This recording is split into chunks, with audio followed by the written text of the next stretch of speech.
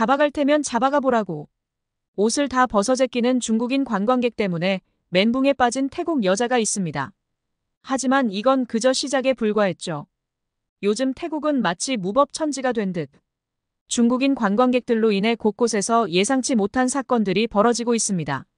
한때 한국 관광객들로 활기차던 태국이 어떻게 이런 혼란 속에 빠져버린 걸까요? 그 충격적인 사연을 지금부터 이야기해 드리겠습니다. 해당 사연은 해외 커뮤니티에 올라온 사연자의 실제 사연을 바탕으로 재구성된 이야기입니다. 감동세계 오늘의 사연 시작하겠습니다. 그 전에 잠깐 구독, 좋아요, 알림 설정 부탁드립니다. 안녕하세요. 저는 태국 항공사에서 10년째 일하고 있는 승무원 아리아예요. 방콕 외곽의 작은 마을에서 태어나 자랐는데 어렸을 때부터 하늘을 나는 비행기를 보며 언젠가는 저도 저 하늘을 날 거예요. 라고 꿈꿨죠. 그 꿈을 이루기 위해 정말 열심히 공부했어요. 영어 공부를 위해 새벽까지 팝송을 들으며 가사를 외웠고 비행기 구조를 이해하려고 과학 선생님을 졸졸 따라다니며 질문 공세를 퍼부었죠. 심지어 키를 크게 하려고 매일 밤 우유를 마시며 철봉에 매달리기도 했어요. 지금 생각하면 웃음이 나오지만 그때는 정말 진지했거든요. 마침내 태국 항공사에 입사했을 때 저는 정말 하늘을 날아오르는 기분이었어요. 첫 비행을 마치고 유니폼을 입은 채 거울을 보며 울었던 기억이 나요. 아리야, 내가 해냈어. 라고 소리치며 방방 뛰어다녔죠. 처음에는 국내선만 담당했는데 3년 차부터 국제선을 맡게 됐어요. 그 중에서도 한국과 태국을 오가는 노선을 주로 담당하게 됐는데 이게 제 인생의 전환점이 됐다고 해도 과언이 아니에요. 한국 승객들을 만나면서 한국에 대한 애정이 정말 많이 생겼거든요. 처음에는 그저 안녕하세요와 감사합니다 정도의 한국어만 할 줄 알았는데 지금은 맛있게 드셨나요? 라고 물어볼 정도가 됐어요. 물론 가끔 맛있게 먹었어요를 맛있게 잤어요 라고 실수할 때도 있지만요. 그럴 때마다 승객들이 웃으면서 친절하게 고쳐주시는데 그 모습에 더 반해버리곤 해요. 한국 손님들은 정말 특별해요. 다른 나라 승객들과는 확연히 달랐어요. 우선 한국 승객들에게서는 특유의 깔끔한 향기가 나요.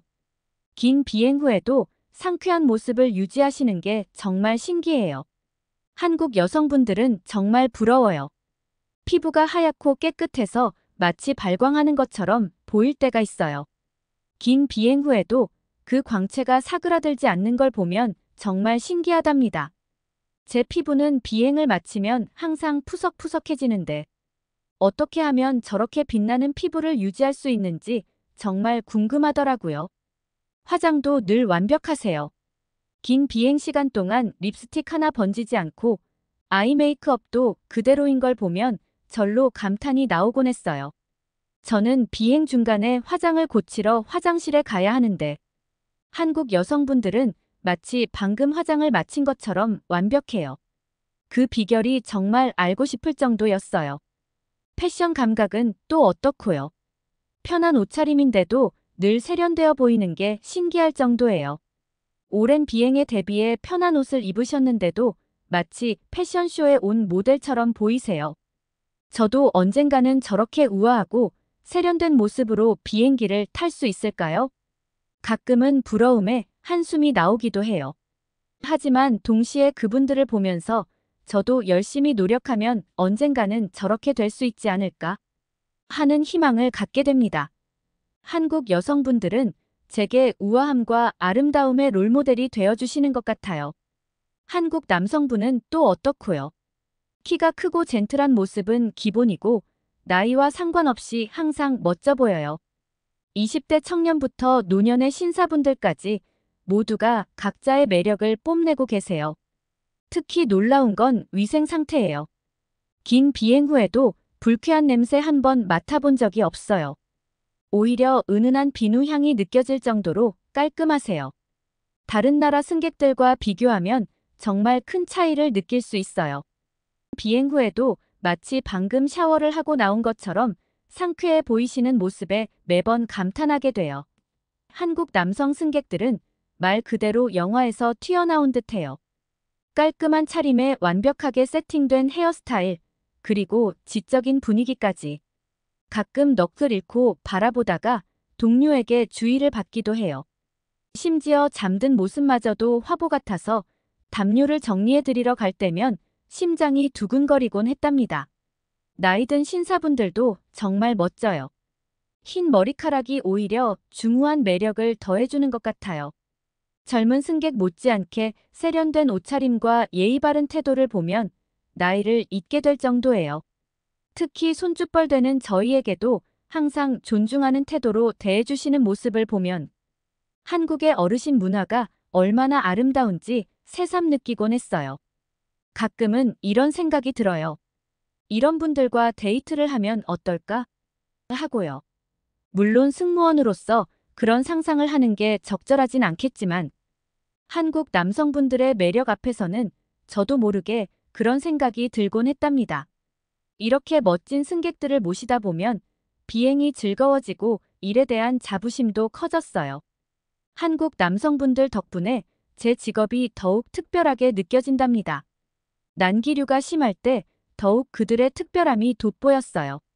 다른 나라 승객들이 소리를 지르거나 당황할 때 한국 승객들은 놀랍도록 침착해 보여요. 오히려 저희를 걱정해 주시는 모습을 보면 감동 그 자체죠. 감사합니다라는 말을 들을 때마다 가슴이 따뜻해져요. 그 말 한마디에 피로가 싹 사라지는 기분이에요. 때로는 부러움과 질투가 섞인 복잡한 감정도 들지만 그래도 한국 손님들이 제일 좋아요. 제가 특히 기억에 남는 에피소드가 있어요.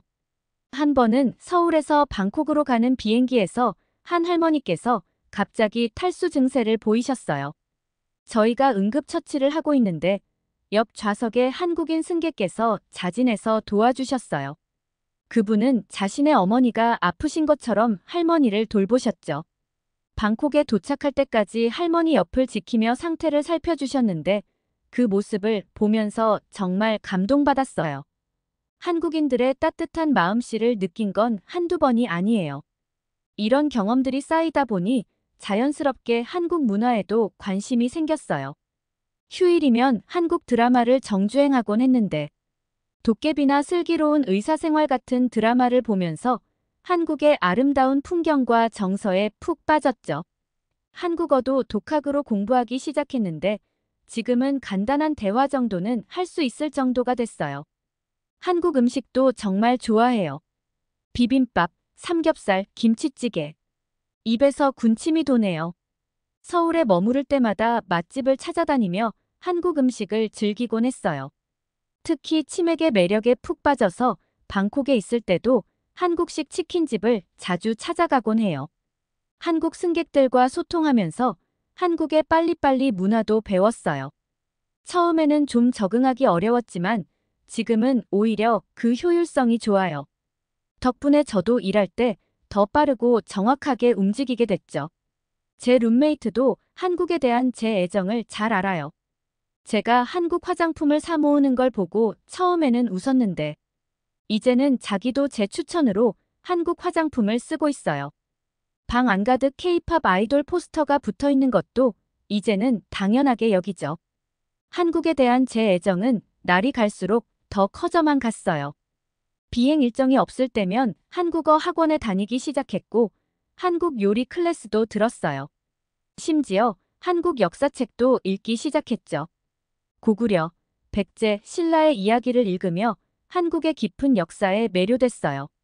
그러다 보니 자연스럽게 제 꿈도 바뀌었어요. 언젠가는 한국에서 살아보고 싶다는 생각이 들더라고요. 서울의 번화가에서 살면서 매일 아침 한강에서 조깅하는 제 모습을 상상하면 가슴이 설렜어요. 그러던 어느 날, 제 인생에서 가장 큰 전환점이 될 그날은 평범한 오후로 시작됐어요. 그날도 저는 여느 때와 다름없이 한국행 비행기에 올랐죠. 하지만 그때만 해도 제 꿈과 희망이 모래성처럼 무너져 내릴 줄은 상상도 못했어요. 사실 그동안 한국을 오가며 저는 복잡한 감정을 느끼곤 했답니다. 한편으로는 한국과 한국 사람들을 정말 좋아했지만 다른 한편으로는 질투와 부러움도 있었죠. 한국 승객들의 세련된 옷차림, 하얀 피부, 그리고 여유로운 모습을 볼 때마다 제 마음 한구석이 불편해지곤 했어요. 어떻게 저렇게 완벽할 수 있지? 라는 생각이 들면서도 동시에 나도 저렇게 되고 싶어. 라는 욕망이 피어올랐죠. 특히 한국 여성들의 뛰어난 패션 감각과 화장 솜씨를 보면 저도 모르게 한숨이 나왔어요. 그러다 보니 자연스럽게 한국인 남자 승객들에게 관심이 갔어요. 키 크고 잘생긴 한국 남자들을 보면 가슴이 두근거리곤 했죠. 때로는 만약 한국인 남자와 결혼하면 어떨까 하는 상상도 해봤어요. 한국에서 살면서 매일 아침 남편과 함께 한강을 산책하는 모습을 꿈꾸기도 했죠. 하지만 그런 달콤한 상상도 잠시, 현실은 냉혹했어요. 그날 비행기에 오르자마자 이상한 분위기를 느꼈어요. 평소보다 한국 승객들의 수가 훨씬 적었고 그마저도 모두 굳은 표정이었죠. 비행이 시작되고 얼마 지나지 않아 한 한국인 승객이 저를 불렀어요. 그의 말씀이 지금도 귓가에 생생해요. 승무원님, 혹시 벤코리아 운동에 대해 들어보셨나요? 순간 머리가 하얘졌어요. 벤코리아? 그게 무슨 뜻인지 정확히 알 수는 없었지만 직감적으로 좋지 않은 일이라는 걸 느꼈죠. 그 승객은 계속해서 설명했어요. 태국에서 한국인들을 배척하는 운동이 시작됐다고요. 한국 제품 불매부터 한국 여행 보이콧까지 태국 전역에서 반한 감정이 퍼지고 있다고 했어요. 그 말을 듣는 순간 제 꿈이 산산조각 나는 것 같았어요. 그동안 품어왔던 한국에 대한 동경, 한국인과 결혼해서 살고 싶다는 로망, 그리고 한국과 태국을 잇는 가교 역할을 하고 싶다는 꿈. 이 모든 것이 한순간에 물거품이 되는 것 같았죠. 비행기에서 내린 후 저는 곧바로 인터넷을 뒤져봤어요. 그리고 충격적인 현실을 마주하게 됐죠. SNS에는 벤코리아 해시태그가 넘쳐났고 거리에는 한국 제품을 불태우는 시위대의 모습이 가득했어요. 더 큰 충격은 제 주변 사람들의 반응이었어요. 평소 한국 드라마를 즐겨보던 친구들도 갑자기 한국을 비난하기 시작했고 심지어 제가 한국 승객들에게 친절하게 대하는 것조차 못마땅해하는 사람들도 있었어요. 알고 보니 이 모든 일의 시작은 태국인 불법 체류자 문제였어요.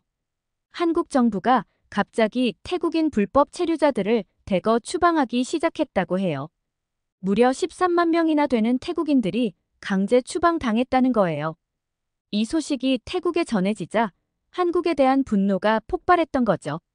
그 순간 저는 깊은 혼란에 빠졌어요. 제가 사랑하는 한국과 제가 태어나고 자란 태국, 이 두 나라 사이에서 저는 어떤 선택을 해야 할까요? 한국에 대한 제 마음을 포기해야 할까요? 아니면 제 조국의 여론에 맞서 싸워야 할까요? 밤새 뒤척이며 고민했어요. 그동안 한국에 대해 느꼈던 질투와 부러움, 그리고 동경과 사랑. 이 모든 감정들이 뒤엉켜 제 마음을 혼란스럽게 만들었죠. 이제 양국을 오가는 관광객이 급격히 줄어들었어요. 제가 일하는 비행기도 예외는 아니었죠. 전에는 항상 만석이던 한국행 비행기가 이제는 절반도 채우기 힘들어졌어요. 추석이나 송크란 같은 명절에도 한국인 관광객은 거의 없어서 비행기에 파리만 날리는 상황이 되었어요. 태국에서는 한국 관광객을 위해 많은 준비를 했는데 모두 허사가 되고 말았습니다. 방콕의 유명 호텔들은 한국인 전용 뷔페를 준비했었죠. 한국어 가능한 직원도 특별히 채용했고요. 하지만 이제 그 뷔페 코너는 문을 닫았고 열심히 한국어를 배웠던 직원들은 일자리를 잃었어요. 이렇게 갑작스럽게 변한 상황에 저는 아직도 적응하기 힘들어요.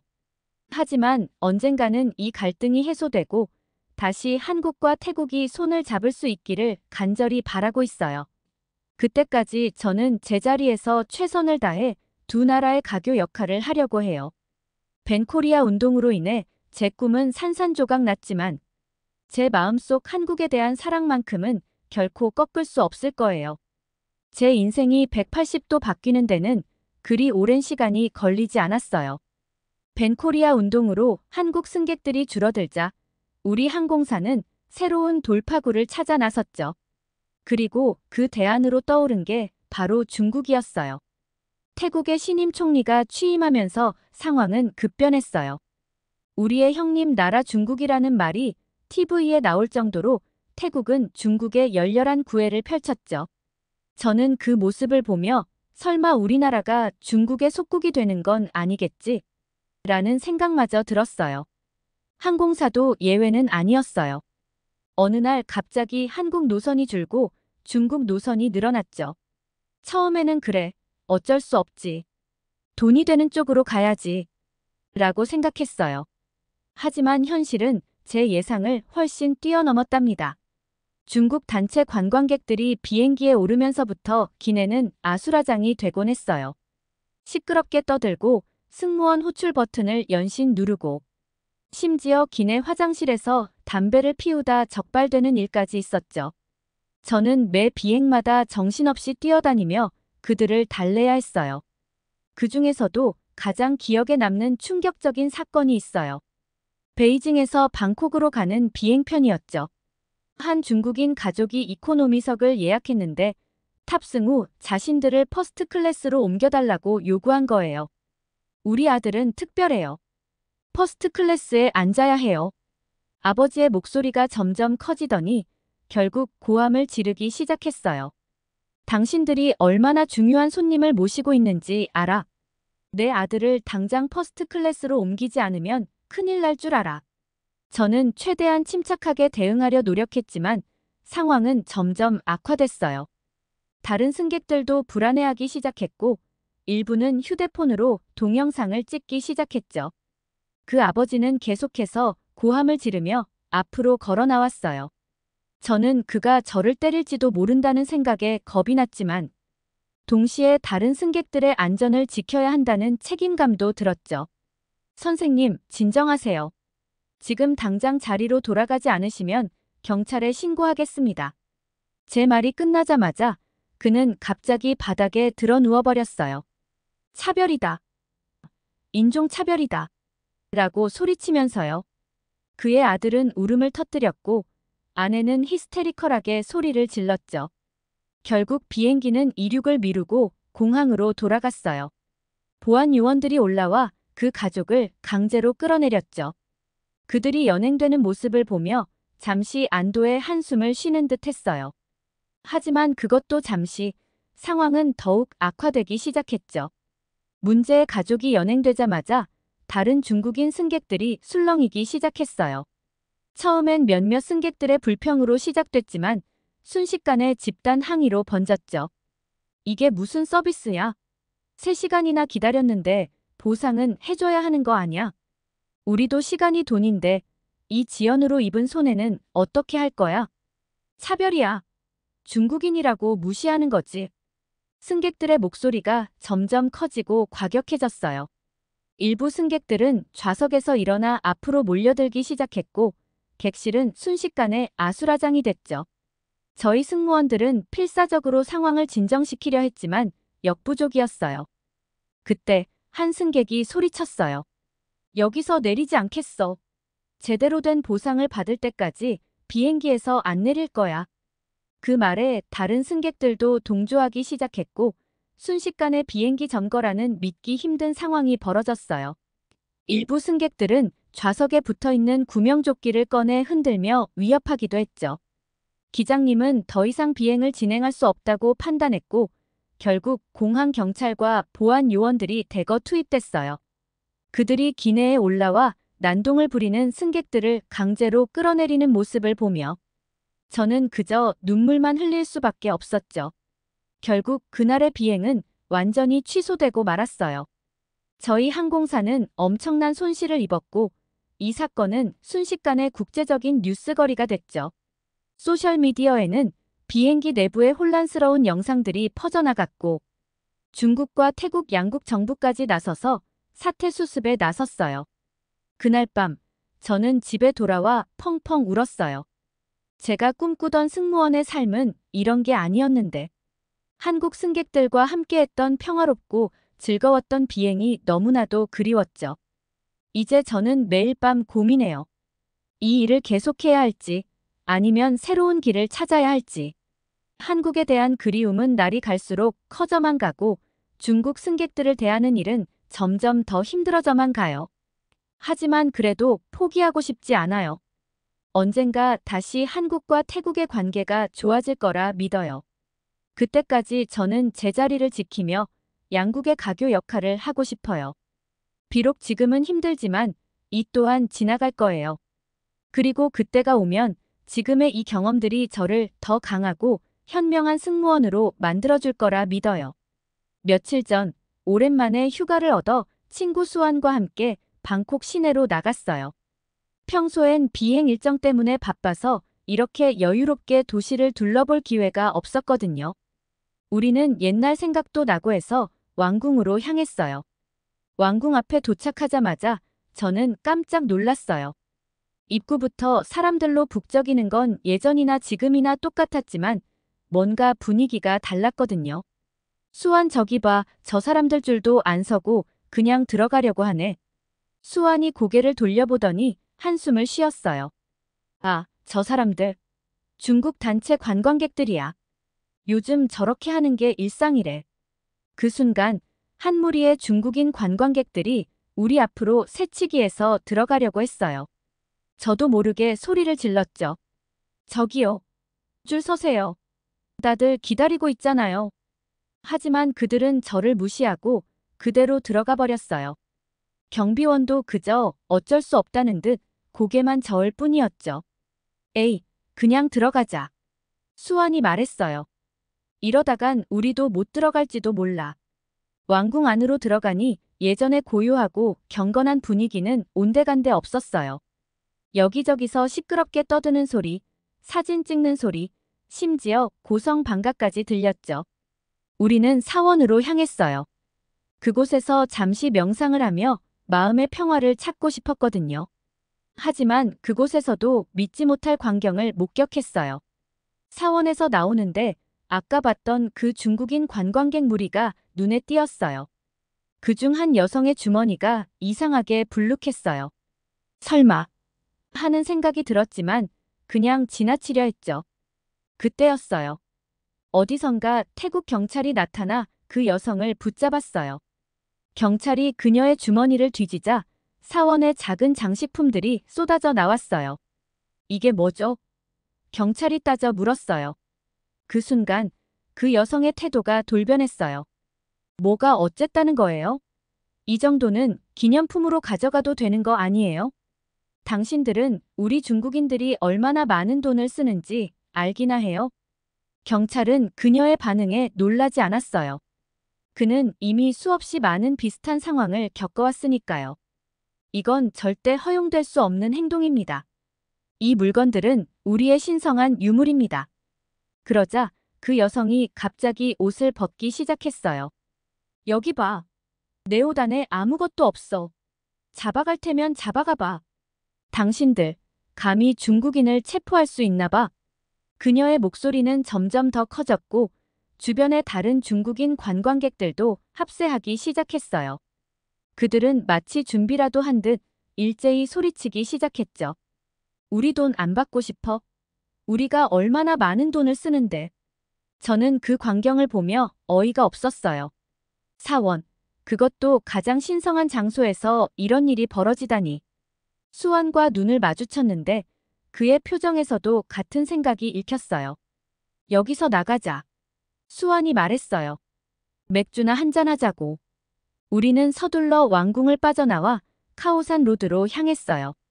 예전에 우리가 자주 갔던 그 활기찬 거리. 세계 각국의 배낭여행객들로 북적이던 그곳을 떠올리며 발걸음을 재촉했죠.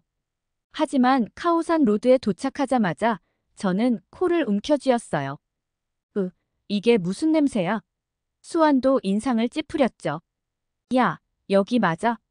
우리가 길을 잘못 든 거 아냐? 하지만 분명 카오산 로드가 맞았어요. 우리는 믿을 수 없다는 듯이 거리를 걸었어요. 예전의 활기찬 모습은 온데간데 없고 거리는 쓰레기로 가득했어요. 그리고 곳곳에서 믿기 힘든 광경을 목격했죠. 저기 봐. 수완이 손가락으로 가리켰어요.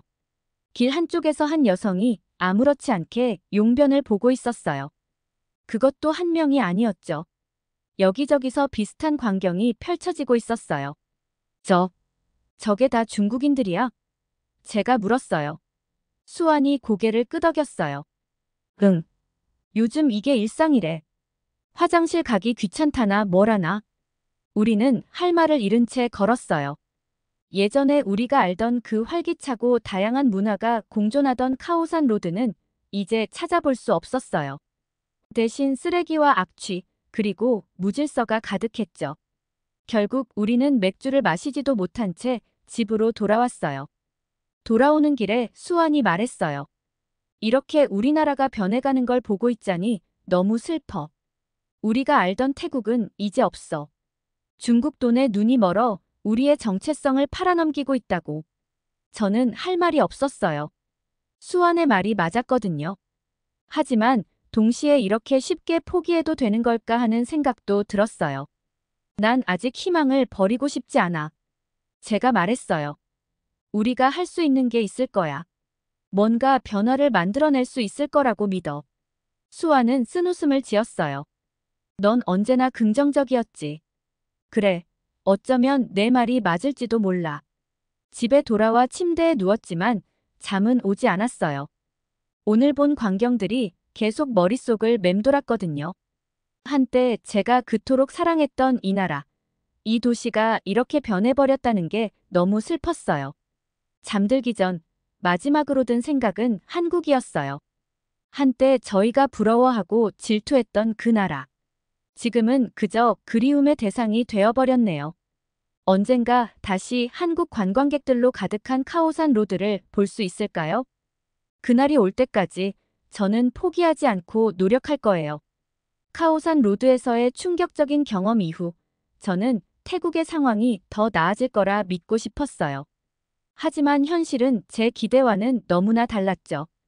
요즘 뉴스를 볼 때마다 마음이 아파요. 정부에서도 중국 관광객들의 만행으로 골치를 앓고 있다는 소식이 연일 들려오고 있어요. 얼마 전에는 중국 정부가 자국민 보호를 위해 공안을 보내겠다고 위협까지 했다더군요. 이에 태국 국민들 사이에서는 우리나라가 주체성을 잃어가는 것 아니냐며 공분이 일고 있어요. 우리가 이렇게까지 해야 하나? 수완이 한숨을 쉬며 말했어요. 중국 돈이 그렇게 중요해? 저도 그의 말에 동의할 수밖에 없었어요. 우리의 문화와 전통, 그리고 자존심까지 팔아가며 관광객을 유치하는 게 과연 옳은 일일까요? 그러던 중 뜻밖의 소식이 들려왔어요. 태국 총리가 한국에 대해 공식 사과를 했다는 거예요. 벤코리아 운동으로 악화됐던 양국 관계를 개선하기 위한 노력이었죠. 이 소식을 들었을 때 저는 작은 희망을 느꼈어요. 드디어 올바른 방향으로 가는 것 같아. 제가 수완에게 말했어요. 수완도 고개를 끄덕였어요. 그래, 이제 좀 나아지려나 봐. 정부는 추석 연휴를 맞아 한국 관광객 맞이에 총력을 기울였어요. 공항에는 한국 관광객 환영 현수막이 걸렸고 호텔들은 특별 할인 패키지를 내놓았죠. 저희 항공사도 한국행 노선을 늘리며 기대에 부풀었어요. 하지만 현실은 냉혹했어요. 추석 연휴가 시작됐지만 공항은 썰렁했어요. 기대했던 한국 관광객들의 모습은 찾아볼 수 없었죠. 제가 탑승한 한국행 비행기도 승객이 10명도 채 되지 않았어요. 어떻게 된 거죠? 제가 동료 승무원에게 물었어요. 그녀는 쓴웃음을 지으며 대답했어요. 아직 한국 사람들 마음이 풀리지 않은 것 같아. 나 같아도 쉽게 풀리지 않을 것 같아. 이 상황은 태국 경제에 큰 타격을 주었어요. 관광업의 의존도가 높은 우리나라로서는 치명적인 일이었죠. 호텔들은 문을 닫기 시작했고 관광 가이드들은 일자리를 잃었어요. 그리고 얼마 지나지 않아 더 큰 문제가 터졌어요. 신임 총리가 탄핵 위기에 처한 거예요. 중국과의 밀월 관계, 한국과의 관계 개선 실패, 그리고 경제 침체. 이 모든 것이 총리의 책임으로 돌아갔죠. 이게 다 무능한 정부 탓이야. 시위대의 외침이 거리를 가득 메웠어요. 도시 곳곳에서 시위가 벌어졌고 정부 청사 앞에는 매일 수만 명의 시위대가 모여들었어요. 경찰과 시위대 사이의 충돌도 잦아졌죠. 한때 평화로웠던 방콕의 거리는 이제 분노와 절망으로 가득 찼어요. 이러다 우리나라가 망하는 거 아닐까? 수완의 목소리에 두려움이 묻어났어요. 저는 대답할 말을 찾지 못했어요. 우리나라가 이렇게 혼란에 빠질 줄은 꿈에도 몰랐거든요. 한때 미소 짓던 관광객들로 가득했던 거리는 이제 분노한 시위대들로 가득 찼고, 평화로웠던 사원은 이제 중국인들의 무례한 행동으로 신성함을 잃어가고 있었어요. 비행을 마치고 돌아올 때마다 저는 공항에서 나오는 걸 두려워하게 됐어요. 어떤 모습의 태국이 저를 맞이할지 알 수 없었거든요. 매일 밤 저는 우리나라의 미래를 위해 기도해요. 하지만 날이 갈수록 그 기도가 공허하게 느껴져요. 오늘은 한국 남자와 결혼하는 꿈을 꾸며 한국에 대한 깊은 애정을 키워왔던 태국 승무원 아리아의 사연을 전해드렸습니다. 태국에서 벤코리아 운동이 일어나고 한국과 태국의 관계가 악화되면서 그녀의 꿈이 무너져 내렸죠. 특히 중국 관광객들의 무례한 행동과 예의 없는 태도가 태국을 혼란에 빠뜨리면서 아리아는 더 큰 혼란을 겪게 되었습니다. 그럼에도 불구하고 아리아는 여전히 한국에 대한 애정을 버리지 않고 두 나라가 다시 화해할 수 있기를 희망하고 있는데요. 아리아의 사연 여러분은 어떻게 들으셨나요? 혹시 아리아가 알아야 하거나 아리아에게 하고 싶은 이야기가 있으신가요? 있으시다면 댓글에 여러분의 의견을 많이 남겨주세요. 여러분의 댓글은 감동세계가 더 좋은 사연으로 찾아올 수 있는 원동력입니다. 오늘 사연이 좋았다면 구독, 좋아요, 알림 설정 부탁드리며 이상으로 감동세계 사연 들어주셔서 감사합니다. 끝까지 감동세계 시청해주셔서 너무 사랑합니다.